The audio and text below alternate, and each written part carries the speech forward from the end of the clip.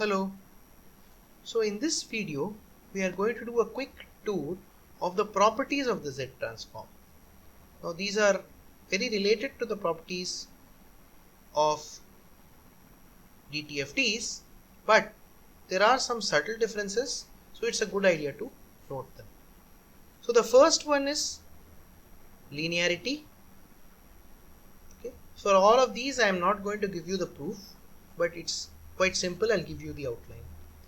So if you take x of z, let's say xn has z transform x of z and yn has z transform y of z, then you can easily show that alpha xn plus beta yn will have z transform alpha x of z plus beta y of z. And the proof for this is very simple. Just plug it into the summation. So you write the summation formula for the Z transform over here and you just take them out separately, take alpha common. You can easily show the linearity property. Okay.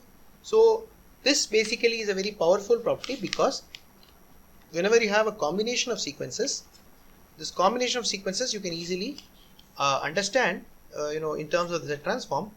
The ROC you have to be careful. The ROC is at least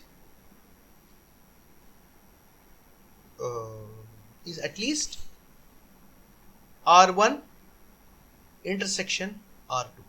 If this is the ROC R1, ROC R2, that means the ROC is at least the intersection. Okay, meaning the ROC will contain the intersection. It may be this, it may be bigger. So for example, there may be some pole zero cancellation, or you may cancel some terms out. Like for example, if you take, I'll give you an example of this happening. If you take un, the ROC is mod z greater than 1. If you take un minus 1, well, let's take minus un minus 1. Okay. So for this, it's 1 by 1 minus z inverse, mod z is greater than 1. So minus u of n minus 1 will have minus z inverse by 1 minus z inverse, the same mod z is greater than 1. If you add these two, you get delta n, and if you add these two, you get 1, which is the Z transform of delta n, and the ROC is actually all of the complex plane. So the ROC can increase when you add. Okay, just keep this in mind. The second property is time shifting, which I already used. That is, if x of n has z transform x of z, x of n minus n naught has z power minus n naught x of z, and the ROC remains unchanged except 0 and infinity. I am not writing that, but at 0 and infinity you may introduce poles and zeros. Just keep that in mind.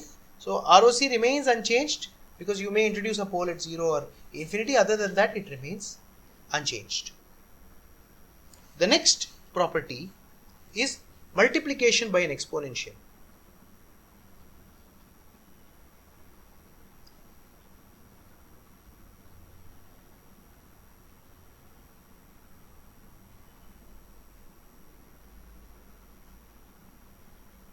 If you multiply by an exponential, you're going to get, let's say, xn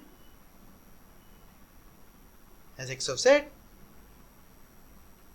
Let's multiply by z0 power n xn. Remember, z0 is a constant complex number. It's not like related to z, a variable. This is going to give you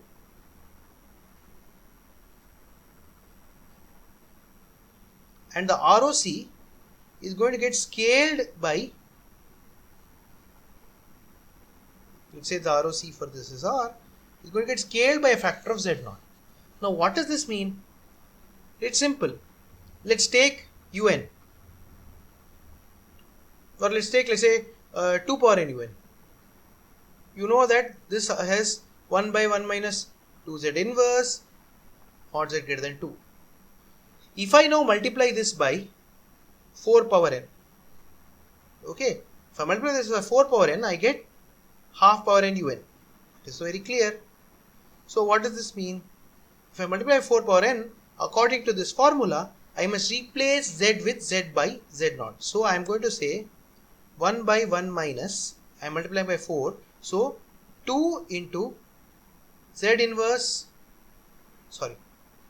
2 into, so remember I have to replace, so I'm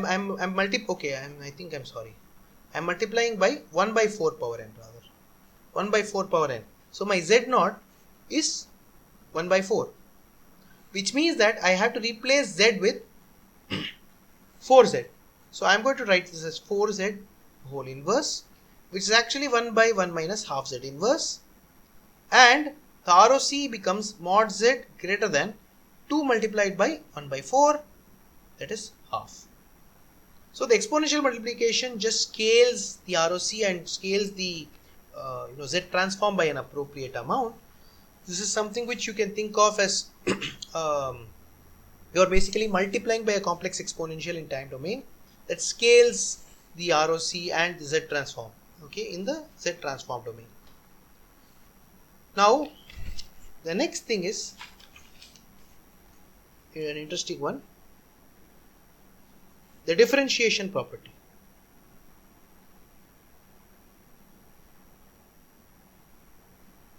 The differentiation property is interesting. Let's actually write it down. So remember, so this is something which you may or may not want to commit to memory because it's easy to derive. I mean, all of these properties are, but let's say that there is an ROC. What happens if you do minus z dx by dz?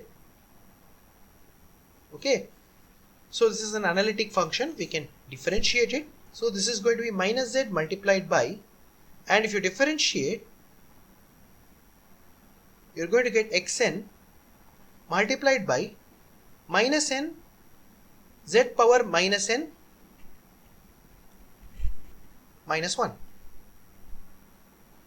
Okay, that's what differentiation does, and this is summation. If I take the z in minus z inside, n runs from minus infinity to infinity, xn n times xn z power minus n. So it turns out that this corresponds to the sequence nxn. So if you differentiate the z transform, then that gives you the z transform of nxn, and by virtue of the summation being the same, the ROC is unchanged. You can verify this. Okay. So this is something which comes in handy when you deal with things like, for example, you take log 1 plus az inverse. Okay. Mod z greater than mod a. Let us say that we do not know the power series expansion. Let's actually play this trick and do this. Minus z multiplied by derivative of this. If you differentiate this, you get minus z divided by 1. I am multiplying by minus z also. You get 1 by 1 plus az inverse multiplied by, and you need to also have account for this az power minus 2. So you are going to have a minus az power minus 2. So this is going to give you az inverse by 1 plus az inverse. Okay, mod z greater than mod a. Now if you ignore this az inverse, then you can actually, if you look at 1 by 1 plus az inverse, that's actually minus a power n un, but this az inverse makes you multiply by a and delay it by 1, which gives you minus a power n minus 1 u of n minus 1 multiplied by a, which takes away this. So you're going to get the sequence minus a power you're going to get minus a power n minus 1 u of minus a power n rather, I'm so sorry, u of actually sorry, I don't think I can do that. I'll be very more careful. Yeah, the sequence is actually a into minus a power n minus 1 u of n minus 1. Yes, this is indeed the sequence, and you know that this is actually n times xn, because minus z d by dx by dz gives you nxn. So from this you can directly infer xn to be, it's very easy now. You can basically take the a power n upon n, minus 1 power n plus 1, n minus 1 n plus 1, u of minus n, u of n minus 1. So you get it.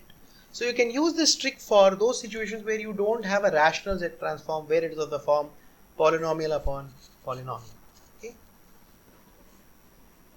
Next, conjugation. So I am going to be rather quick here. If xn has Z transform x of z, x star n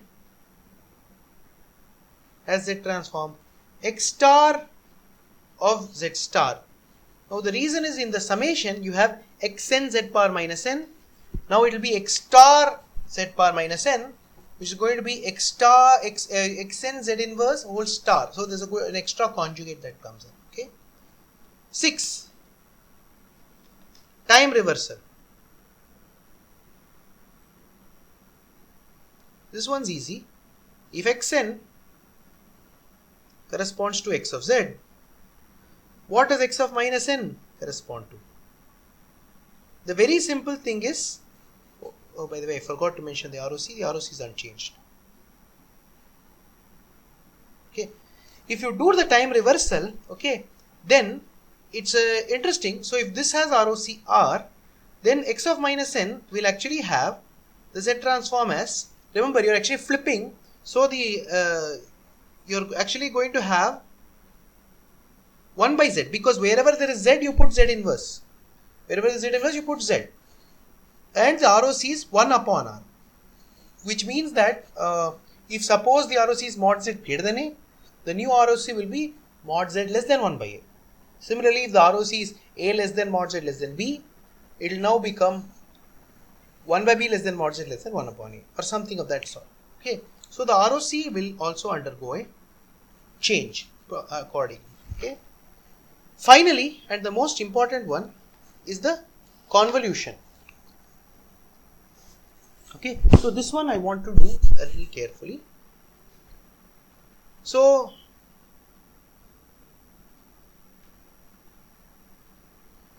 xn has xz, ROC Rx, yn has Z transform y of z, ROC Ry. What happens to xn convolution yn? Now, if you recall, in a previous video, we have seen that the convolution is the same as polynomial multiplication. Because what is, after all, the Z transform? The Z transform is just a polynomial constructed from your sequence. So multiplying the xn, x of z with y of z is going to have the same effect as convolution, because polynomial multiplication of the grouping the degree terms will result in convolution. So this is actually very easy. X of z multiplied by y of z, and the ROC is at least Rx intersection Ry. So at least, meaning it may contain a larger area, but it's at least Rx intersection Ry. So that is something which you should keep in mind. Okay, the convolution property is really useful, allows you to directly get the answer without having to perform the convolution. Okay, so please have a look at the properties of the Z transform in the table in a textbook also, and make sure you practice enough so that you get the hang of it. Thanks.